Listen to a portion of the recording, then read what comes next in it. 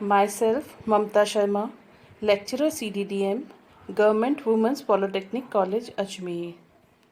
मेरा सब्जेक्ट है drafting and garment construction 3, subject code CD 308 और मेरा आज का टॉपिक है layout and estimation of broad पजामा।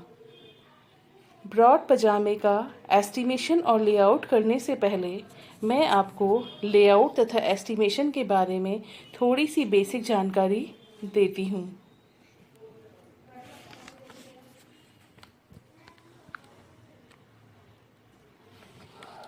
सबसे पहले लेआउट एंड एस्टिमेशन की जो डेफिनेशन है उसके बारे में समझाऊंगी। Layout: A layout is the planned arrangement of pattern pieces on fabric, paper or marker in the preparation of cutting। अर्थात जो लेआउट होता है वो एक प्लान अरेंजमेंट होता है, यानी सुनियोजित ढंग से अरेंजमेंट करना किसका, फैब्रिक या पेपर जो हमें दिया जाता है उसके ऊपर हम पैटर्न पीसेस को किस प्रकार से अरेंज करते हैं, ये पूरी प्रक्रिया हमारी लेआउट कहलाती है। इसकी एक डेफिनेशन और भी है, a layout is a plan for the placement of pattern pieces on the fabric. अर्थात दिए गए वस्त्र पर पैटर्न पीसेस का जो प्लेसमेंट किया जाता है उसकी जो प्लानिंग है उसे हम लेआउट कहते हैं।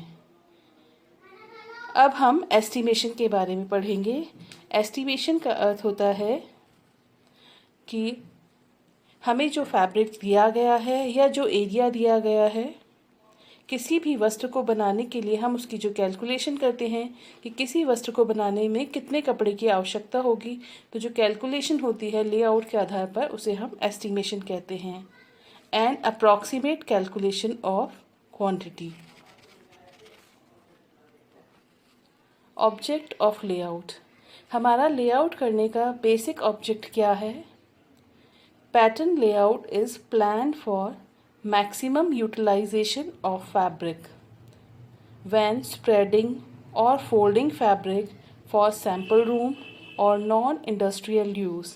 अर्थात हम फैब्रिक की जो स्प्रेड करना यानी इसको जो फैलाते हैं या फोल्ड करते हैं, चाहे वो सैम्पल रूम हो हमारा जहाँ पे कि इंडस्ट्रियल यूज़ के लिए परिधान बनाए जाते हैं, या फिर जो होम स्विंग है हमारी या टेलर्ड गारमेंट जो बनाए जाते हैं, उन सब के लिए लेआउट का एक मुख्य उद्देश्य है कि जो फैब्रिक है उसका मैक्सिमम यूटिलाइजेशन किया जा सके या हम उसको सर्वाधिक कैसे अच्छे तरीके से यूज़ कर सकते हैं। फैक्टर्स अफेक्टिंग लेआउट: इसमें फर्स्ट है फैब्रिक, यानी जो वस्त्र है उसकी वीविंग कैसी है, उसका टेक्सचर है सरफेस का वो कैसा है, फिनिश पैटर्न कैसा है, या डिज़ाइन और विड्थ ऑफ द फैब्रिक। ये सारे जो फैक्टर्स हैं फैब्रिक के, ये लेआउट के लिए या उसे इफ़ेक्ट करते हैं। जैसे अगर फैब्रिक का जो टेक्सचर है उसमें पाइल्स हैं, रोए वाला कोई फैब्रिक है, तो उसका जब लेआउट किया जाता है तो हमें उस चीज़ का ध्यान रखना पड़ता है कि हमें एक ही डायरेक्शन में लेआउट करना है, यानी सारे जो पीसेस हैं वो एक ही डायरेक्शन में निकाले जाएंगे। तो इस प्रकार के लेआउट में हमें ज़्यादा कपड़े की आवश्यकता होती है। इसी प्रकार यदि हमारी जो प्रिंट्स हैं वो ज्योमेट्रिकल हैं या उसमें कोई फिगर्स बने हुए हैं, तो उन फिगर्स को ध्यान में रखते हुए और ज्योमेट्रिकल पैटर्न है उसके पैटर्न को मैच करते हुए हमें लेआउट करना पड़ता है और पीसेस को अरेंज करना पड़ता है, ताकि जो ड्रेस का डिज़ाइन है वो किसी भी प्रकार से ख़राब ना हो सके। तो इस प्रकार हमें फैब्रिक के डिज़ाइन के हिसाब से जो अरेंजमेंट करना पड़ता है उसमें अधिक कपड़े की आवश्यकता पड़ती है। और यदि फैब्रिक हमारा बिल्कुल प्लेन है, सिंगल कलर में है, तो उसमें हम जब लेआउट करते हैं तो उसमें हमें कोई परेशानी नहीं आती, क्योंकि उसमें हम पैटर्न पीसेस को कम से कम एरिया में अरेंज करके निकाल सकते हैं। विड्थ ऑफ द फैब्रिक जो है, फैब्रिक हमें 36 इंचेस से लेकर के 42, 45 और मैक्सिमम 60 इंचेस में ड्रेस मटेरियल के लिए उपलब्ध होते हैं। जो सूटिंग वाले फैब्रिक होते हैं वो हमें 60 इंचज़ में 58 से लेके 60 इंचज़ में उपलब्ध होते हैं। तो उनका अरेंजमेंट जैसे पैंट बनानी होती है तो उसके लिए हम 58 या 60 इंचज़ वाले फैब्रिक का यूज़ करते हैं। इसी प्रकार जो डायरेक्शनल फैब्रिक होते हैं जैसे knitted fabric, net fabric, brushed या लूप फैब्रिक या सैटिन फैब्रिक, उनके लिए भी अधिक कपड़े की आवश्यकता होती है। Style and design of pattern. हमारे परिधान का जो स्टाइल है या डिज़ाइन है, जैसे अगर हम स्ट्रेट ग्रेड में कोई चीज़ बना रहे हैं या हमारी ड्रेस अगर बायस ग्रेड में है तो स्ट्रेट ग्रेड में हमें कम कपड़े की आवश्यकता पड़ती है, और अगर बायस ग्रेड में हमें कोई डिज़ाइन बनाना है तो उसे हमें अधिक कपड़े में बनाना पड़ता है, यानी उसके लेआउट के लिए हमें अधिक कपड़े की आवश्यकता पड़ती है। नेक्स्ट पॉइंट है हमारा मेथड ऑफ कटिंग एम्प्लॉयड, यानी कटिंग का कौन सा मेथड यूज़ किया जा रहा है उसके ऊपर भी हमारा लेआउट जो है वो उससे इफ़ेक्ट होता है। नेक्स्ट पॉइंट है हमारा मेथड ऑफ कंस्ट्रक्शन, यानी जो पेपर पैटर्न बनाया जा रहा है वो कौन से मेथड से बनाया जा रहा है, जैसे फ्लैट पैटर्न मार्किंग या ड्रेपिंग मेथड। अगर हम फ्लैट पैटर्न मेकिंग करते हैं तो उसमें हमें कम कपड़े की आवश्यकता होती है, और यदि हमें ड्रेपिंग से कोई पेपर पैटर्न तैयार करना है तो उसके लेआउट के लिए हमें अधिक कपड़े की आवश्यकता होती है, क्योंकि उसमें हम लेंथ के अतिरिक्त एक्स्ट्रा कपड़ा लेते हैं जो हमारी ड्रेपिंग के डिज़ाइन को बनाने के लिए ज़रूरी होता है। नेक्स्ट पॉइंट है हमारा साइज़ ऑफ पैटर्न पीसेस। इसका अर्थ है कि जब हम लेआउट करते हैं तो अपर गारमेंट बनाने के लिए हमें उसका जो मेन पार्ट होता है जैसे फ्रंट पार्ट, बैक पार्ट और ये स्लीव्स, तीनों पार्ट हमें कोई भी गारमेंट बनाए सबसे पहले हम इन्हीं पार्ट्स को अरेंज करते हैं, और बाकी जो उसके अंतर्गत जो दूसरी चीज़ें होती हैं जैसे पॉकेट है, कॉलर्स है, ये जो छोटी पीसेस हैं उनको हम लेंथ में इंक्लूड नहीं करते हैं, उन्हें हम जो साइड का लेफ़्ट ओवर फैब्रिक है उसी में इंक्लूड करते हैं और वहीं से निकालने की कोशिश करते हैं। और जैसे सिंगल साइज़ पैटर्न है हमारा, मल्टी साइज़ पैटर्न है या पर्टिकुलर बॉडी साइज़ पैटर्न है। अगर हमें मल्टी साइज़ पैटर्न निकालने हैं तो हम कम कपड़े में भी निकाल सकते हैं, जैसे दो पैटर्न हमारे अलग अलग साइज़ के हैं तो उनके जो बड़े पीसेस हैं उनको एक ही पैटर्न में हम एक ही फैब्रिक पे अरेंज कर सकते हैं ऊपर और नीचे, और उसके जो गैप है उसके अंदर हम दोनों साइज़ निकाल सकते हैं। हो सकता है कि जब हम सेम साइज़ के पैटर्न पीसेस निकालें तो उसमें अधिक कपड़े की आवश्यकता पड़े, और अगर हम दो साइज़ मिला करके निकालते हैं तो उसमें हम कपड़े को बचा सकते हैं। ये लेआउट हमारा कम कपड़े में भी हो सकता है।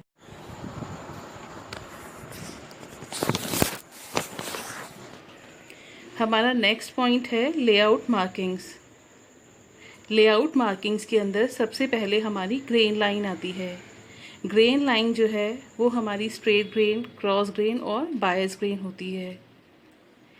ग्रेन लाइन हमें सबसे ज़्यादा ध्यान में रखने की आवश्यकता है, क्योंकि जो सारा लेआउट है वो ग्रेन लाइन के ऊपर ही डिपेंड करता है। जैसे जो हमारी स्ट्रेट ग्रेन होती है उसे हम सैलवेज के पैरेलल निकालते हैं, और हमें कभी भी कपड़ा बचाने के चक्कर में अपने डिज़ाइन को स्पॉइल नहीं करना चाहिए और उसकी ग्रेन लाइन को बिगाड़ना नहीं चाहिए। कि अगर हम कम कपड़े में कोई चीज़ निकालना चाहते हैं और उसके लिए हम अपनी ग्रेन लाइन को अगर डिस्टर्ब कर देते हैं तो जब हमारा फैब्रिक या हमारा जो गारमेंट है वो उससे कट के तैयार होगा और स्टिच होगा तो उसके बाद जो उसका इफ़ेक्ट है वो उतना प्रॉपर नहीं आता है। नेक्स्ट है हमारा प्लेस ऑफ ऑन फोल्ड। यदि हम ओपन मेथड में कोई लेआउट नहीं कर रहे हैं, ऑन फोल्ड करके कर रहे हैं, तो जब हम उसमें पेपर पैटर्न पीस को अरेंज करते हैं तो हमें ध्यान रखना चाहिए कि हमारी ऑन फोल्ड लाइन कहाँ पर है। और यदि हमने ओपन मेथड से कोई भी लेआउट किया है तो उसमें हमें अगर ऑन फोल्ड है तो पहले 1/4 पीस को मार्क करेंगे, फिर वो जो हमारी ऑन फोल्ड वाला लाइन है वो हमारी सेंटर लाइन बन जाती है और उसे ओपन करके वापस सेकंड वाला जो बचा हुआ लेफ्ट पार्ट है उसको हम मार्क करते हैं। जैसे स्लीव हमने मार्क किया तो पहले हमने जैसे बैक पार्ट मार्क किया और जो हमारी फोल्ड लाइन है वो हमारी सेंटर लाइन बन जाएगी, और उसके बाद हम हमारी जो आधी बची हुई स्लीव है फ्रंट पार्ट उसको मार्क करते हैं। नेक्स्ट है हमारा नॉचेस। नॉचेस जो होते हैं ये हमारे बैलेंस मार्क होते हैं। तो हमें लेआउट करते समय नॉचेस का भी बहुत ध्यान रखना चाहिए। जैसे अगर हमें प्लीट्स बनाने हैं तो हमें नॉचेस से नॉचेस मैच करें, इस चीज़ का सबसे ज़्यादा ध्यान रखने की आवश्यकता होती है। नेक्स्ट है हमारी कटिंग लाइन। कटिंग लाइन जो होती है हमारी, वो लेआउट डायग्राम जब हम बनाते हैं तो उसमें सॉलिड लाइन से शो की जाती है और उसके ऊपर सिजर्स बनी हुई होती है। जो सिजर्स होती है वो हमारी डायरेक्शन को बताती है कि हमें किस डायरेक्शन में कटिंग करनी है। और जो हमारी डॉटेड लाइन होती है वो हमारी सीम लाइन होती है। नेक्स्ट है हमारा types of layout and estimation, कि हम लेआउट और एस्टिमेशन कितने प्रकार से कर सकते हैं। इसमें फर्स्ट है हमारा गैस वर्क। गैस वर्क जो है ये हम अंदाज़न जब किसी चीज़ का अनुमान लगाते हैं कि हमें कोई भी ड्रेस या गारमेंट बनाने के लिए कितने कपड़े की आवश्यकता होगी, तो हम उसकी लेंथ से कैलकुलेट कर लेते हैं कि कपड़े की विड्थ हमारी मैक्सिमम कितनी है और उसमें हमारी लेंथ के कितने पार्ट निकालने हैं। जैसे अगर कपड़े की विड्थ ज़्यादा है तो हमें कम कपड़े की आवश्यकता पड़ती है, और अगर हमारी कपड़े की विड्थ कम है तो हमें ज़्यादा कपड़े की आवश्यकता पड़ती है। तो गैस वर्क जो होता है ये हमारा अंदाज़न या अप्रॉक्सीमेट अनुमान होता है। और ये अनुमान हमारा जब हम टेलर्स गारमेंट बनाते हैं या घरेलू मतलब होम सुइंग के लिए जो गारमेंट्स बनाते हैं उसके अंदर काम आता है। नेक्स्ट है हमारा मैनुअल। मैनुअल लेआउट और एस्टिमेशन जो होता है उसके अंतर्गत यह कार्य जो हमारा मिल्टन क्लॉथ होता है उसके ऊपर किया जाता है। उसमें हमारे जो पैटर्न पीसेस होते हैं, पेपर पैटर्न के जो पीसेस हैं, उसको मिल्टन क्लॉथ के ऊपर अरेंज करके एग्जैक्ट जो होता है वो निकाला जाता है कि हमें कितने कपड़े की आवश्यकता पड़ेगी और उसको हमें किस प्रकार से अरेंज करना है। मिल्टन क्लॉथ एक नॉन वूवन फैब्रिक होता है जो ब्लू कलर में आता है और इसकी जो विड्थ होती है वो 36 इंचेस होती है। इसके ऊपर जब पैटर्न पीसेस को अरेंज करके लेआउट किया जाता है तो इसे हम बार बार में रीयूज़ कर सकते हैं, क्योंकि इस पे जो मार्किंग ट्रांसफ़र की गई है वे मार्किंग्स आसानी से हटाई जा सकती है। अर्थात एक बार लेआउट करने के बाद अगर हमें किसी दूसरे गारमेंट के लिए लेआउट करना है तो हम उसी फैब्रिक को वापस यूज़ कर सकते हैं। नेक्स्ट है हमारा कंप्यूटराइज। आजकल जो लेटेस्ट टेक्नोलॉजी चल रही है, जहाँ पे भी इंडस्ट्रियल यूज़ किया जाता है, जहाँ पे भी इंडस्ट्रीज़ के अंदर गारमेंट बनाए जाते हैं वहाँ पे कंप्यूटराइज मेथड यूज़ किया जाता है। इसमें जो पेपर पैटर्न होता है उस वहाँ पे कैड वाली जो कैड के द्वारा लेआउट एंड एस्टिमेशन किया जाता है। कंप्यूटर के अंदर हम साइज़ को जो होता है पेपर पैटर्न के पीसेस को उसमें अरेंज कर लेते हैं और उसके हिसाब से हम मैक्सिमम कितने कपड़े को बचा सकते हैं और कम से कम हम कितने कपड़े में कर सकते हैं, ये सारी कैलकुलेशन कंप्यूटर पे की जाती है। और ये सारा काम जो होता है वो प्लॉटर के द्वारा हमारे उस पे मार्किंग्स जो हैं जहाँ पे कपड़ा कट किया जाता है वहाँ पे ट्रांसफ़र हो जाती है।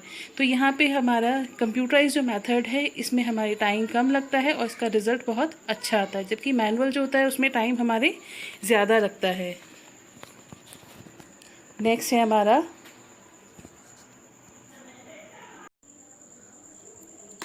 अब मैं डायग्राम के द्वारा आपको ब्रॉड पजामे का लेआउट समझा रही हूँ। जब भी हम किसी गारमेंट के लिए लेआउट करते हैं तो उसके लिए जिस स्केल से हमने इसका पेपर पैटर्न बनाया होता है उसी से हमको इसका लेआउट करना होता है। यहाँ पे सबसे पहले यहाँ पे फैब्रिक की विड्थ ली जाती है। जैसे यहाँ पे मैंने फैब्रिक की विड्थ ली है 36 इंचेस। इसके बाद ये जो साइड वाली दोनों लाइंस हैं ये हमारी सैल्वेज है।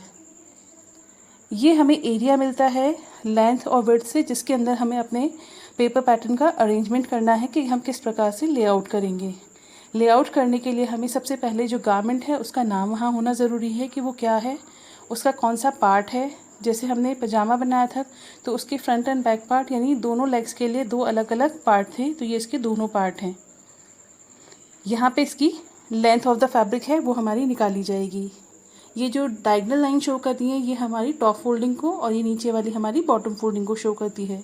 ये जो सिज़र है ये हमारी कटिंग लाइन के डायरेक्शन को शो करती है और ये जो डॉटेड लाइन है ये हमारी सीम लाइन है और ये हमारा ग्रेन मार्क है। सबसे पहले हमें जो भी गारमेंट को इसके ऊपर रखना है, गारमेंट सेक्शन को, उसको हमने जहाँ पे हमारी ये फोल्डिंग है टॉप फोल्डिंग, इसको हमने इस लाइन से टच करते हुए यानी जो हमारी विड्थ ऑफ द फैब्रिक है यहाँ से टच करते हुए रखेंगे और इसको सैल्वेज के साथ सहारे रखेंगे ताकि जो एक्स्ट्रा फैब्रिक वो हमारा साइड में बच जाए। इसके बाद इसका रिवर्स ही हमें दूसरा वाला पार्ट निकालना है। हमेशा हमें दूसरा पार्ट जो है उसकी मिरर इमेज में ही निकालना चाहिए, नहीं उसका रिवर्स निकालना चाहिए, उल्टा निकालना चाहिए, तभी वो दोनों अलग अलग पैर के बन पाएंगे। जैसे अगर हम पैंट कट करते हैं, अगर लेआउट पैंट का करते हैं तो उसमें अगर हमने एक ही डायरेक्शन में सारे पीस निकालते हैं तो वो एक ही तरफ के हो सकते हैं। इसी प्रकार अगर हम स्लीव भी एक निकाला, उसी के नीचे सेम वैसे का वैसे दूसरा निकाला, तो हो सकता है वो दोनों एक ही तरफ की हो जाएं। इसलिए हमेशा हमें मिरर इमेज यानी उसका रिवर्स रख करके ही इसका लेआउट करना चाहिए। लेआउट में जहाँ तक हमारे दोनों पीसेस ख़त्म हो रहे हैं, वो जो लास्ट लाइन होगी, यहाँ से यहाँ का जो हमारा मेजरमेंट है, ये हमारी लेंथ है। और इसको हमें कैलकुलेट जो करना है, ये हमारा एस्टिमेशन कहलाता है। इसके ऊपर हमें इंफॉर्मेशन जो लिखना ज़रूरी है वो है salvage, width of the fabric, यहाँ साइड में भी सैल्वेज है, और ये जो कैलकुलेशन ये पूरी हमारी लेंथ ऑफ द फैब्रिक है। यहाँ पे हमें स्केल लिखना भी इसका आवश्यक है। अब मैं आपको अपने नेक्स्ट जो पिक्चर है उसमें बताती हूँ कि हम इसका एस्टिमेशन कैसे करेंगे इस लेआउट के आधार पर। अब मैं आपको एस्टिमेशन ऑफ ब्रॉड पजामा जो है वो करना बताऊंगी। जैसे हमने लेआउट किया था उसी के आधार पर हमारा एस्टिमेशन चलता है। इसमें सबसे पहले हमें विड्थ ऑफ द फैब्रिक जो है वो लिखनी होती है। जैसे हमने वहाँ पे 36 inches width of the fabric ली है। इसके बाद लेंथ ऑफ द फैब्रिक जो है यहाँ पे हमें ये निकालनी है। Length of the fabric required for broad pajama can be estimated by the following formula। इसके लिए जो हमें फॉर्मूला अप्लाई करना है वो इस प्रकार है। जैसे हमने वहाँ पे पजामे की जो लेंथ थी वो 2 लेंथ ली, मतलब एक लेंथ और उसके नीचे दूसरी लेंथ, उसके अंदर हमारी टॉप फोल्डिंग भी इंक्लूड थी और बॉटम फोल्डिंग भी इंक्लूड थी। तो ये जो पूरा पोर्शन है जो हमने एक पार्ट निकाला जिसमें पजामे की लेंथ, टॉप फोल्डिंग और बॉटम फोल्डिंग है, इसको हमें इंटू 2 करना है क्योंकि इसके हमने 2 पार्ट निकाले हैं। अब आगे हम इसके अंदर इसकी वैल्यूज़ रख देंगे। जैसे 2 इंटू लेंथ ऑफ पजामा हमारी 40 इंचज़ है, प्लस टॉप फोल्डिंग भी हमारी 2 इंचज़ है और बॉटम फोल्डिंग हमारी 2 इंचज़ है। अब हम अंदर वाले जो ये है ब्रैकेट के अंदर इन वाले नंबर्स को ऐड करेंगे तो इसका हमारा टोटल आता है 44, जिसको हमें मल्टीप्लाई बाय 2 करना है, यानी 2 से इसको गुणा करना है। तो हमारा रिजल्ट आता है 88 इंचेस। इसके बाद हम इसका रिजल्ट लिखेंगे। The length of the fabric required for broad pyjama is 88 inches, और इसे मीटर्स में कन्वर्ट करना है। तो मीटर्स में कन्वर्ट करने के लिए हम इसे इंटू 2.54 सेंटीमीटर्स करेंगे, जिससे हमारा ये आएगा 2 मीटर्स और 25 सेंटीमीटर्स। तो इस प्रकार हम किसी भी परिधान का एस्टिमेशन और लेआउट आसानी से कर सकते हैं, और ये बिगनर्स के लिए बहुत अच्छी चीज़ है सीखने के लिए। Thank you.